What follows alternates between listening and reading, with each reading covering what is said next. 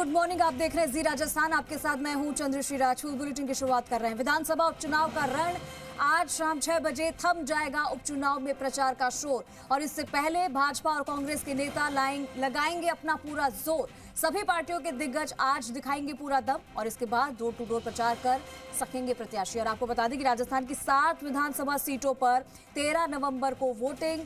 झुंझुनू, दौसा, देवली उनियारा, खीवसर, चौरासी, सलूंबर, रामगढ़ में उपचुनाव है।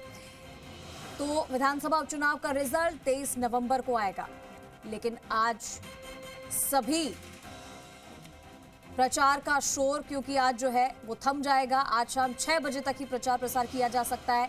इसके पहले भाजपा और कांग्रेस के नेता पूरी ताकत लगा देंगे और लगा रहे हैं। आपने देखा कि किस तरीके से चुनावी रण सज चुका है और क्योंकि चुनाव सर पर है, प्रचार प्रसार में कोई कसर नहीं छोड़ी जा रही है, चाहे वो कोई भी पार्टी हो।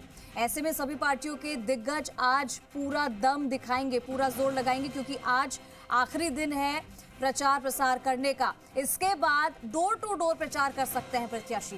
राजस्थान की 7 विधानसभा सीटों पर क्योंकि 15 नवंबर को वोटिंग है, तो 7 सीटें झुंझुनू, दौसा, देवली उनियारा, खीवसर, चौरासी, सलूंबर, रामगढ़ में उपचुनाव है। हमारे साथ विष्णु शर्मा जुड़ गए हैं, सीधा रुख करेंगे विष्णु का ज्यादा जानकारी के लिए। विष्णु, आज शाम 6 बजे चुनाव प्रचार का जो शोर है वो थम जाएगा। आज ही का दिन है जब सभी अपनी पूरी ताकत लगा सकते हैं।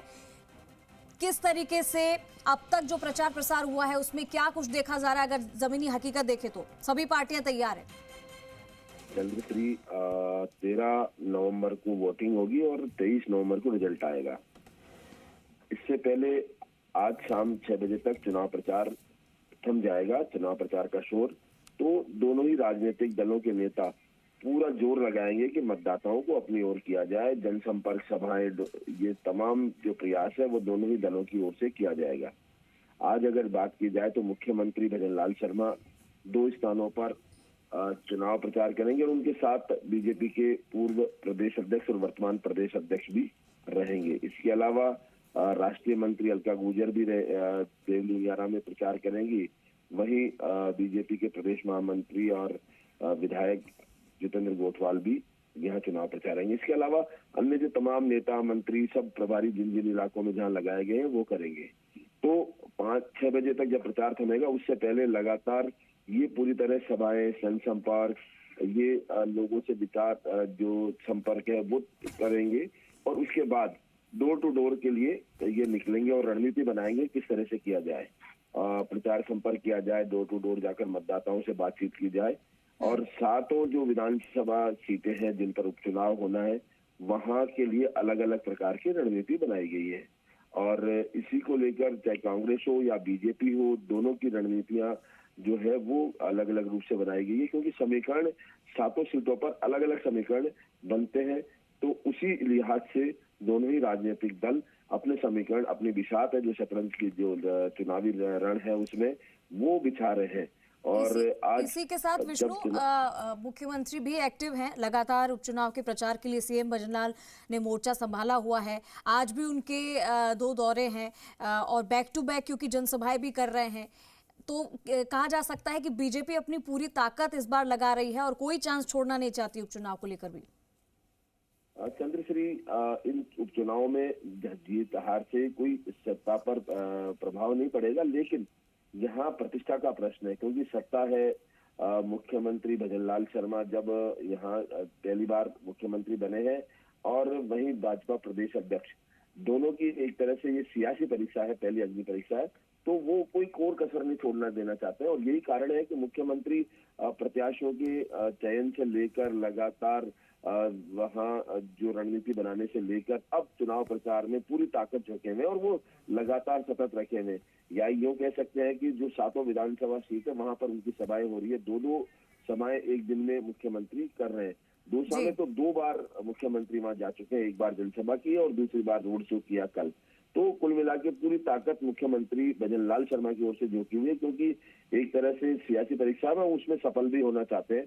वहीं दूसरी ओर मदन राठौड़ भी प्रदेश अध्यक्ष नए बने हैं, तो उनके लिए भी एक पहली सियासी परीक्षा है। आगे में और चुनाव होने हैं, लेकिन ये पहली सियासी परीक्षा है, उसमें पास होना चाहते हैं।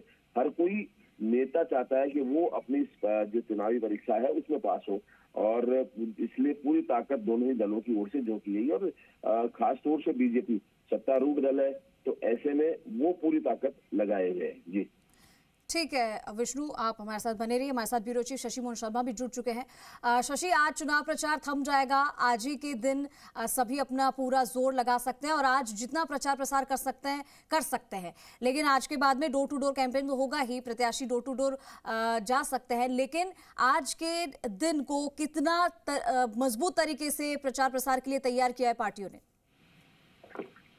दरअसल चुनाव प्रचार का आखिरी दिन तो है और ये बात भी सही है कि डोर टू डोर संपर्क होगा, लेकिन आज प्रचार के मामले में बीजेपी ज्यादा एग्रेसिव दिखी, क्योंकि मुख्यमंत्री की सभाएं और बड़े नेताओं को भी लगा रखा है।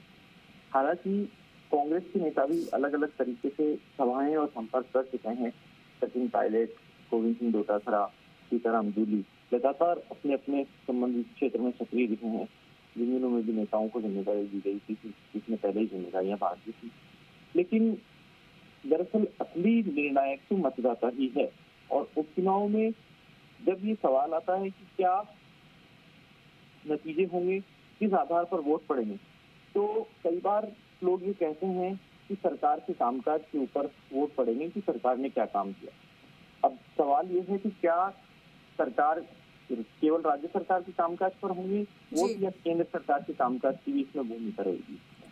अब भूमिका दोनों की रहती है, लेकिन वोटर्स को सबसे ज्यादा कौन प्रभावित करता है, इसके ऊपर भी काफी चीजें निर्भर करती हैं।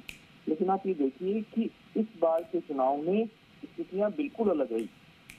हर किसी वोटर की जुबान पर प्रत्याशी के नाम आसानी से नहीं आ रहे थे जी। जब हिंसर की बात आती है तो हनुमान बेनीवाल बनाम अन्य में मुकाबला हो जाता है। जब झुंझुनू की बात आती है तो ओला परिवार बनाम अन्य में मुकाबला आ जाता है। जब दौसा की बात आती है तो किरोड़ीलाल मीणा और सचिन पायलट का जिक्र होने लग जाता है। प्रत्याशी गौण हो गए हैं। जब देवली की बात आती है तो हरीश मीणा की चॉइस होगी या बागी कुछ सक्रियता दिखा पाएगा, इस पर बात आ जाती है। तो सलूमर और 84 में भी ऐसा ही है, डीएपी बनाम बीजेपी का मुकाबला हो जाता है। तो चुनाव बड़ा विचित्र तरीके का है।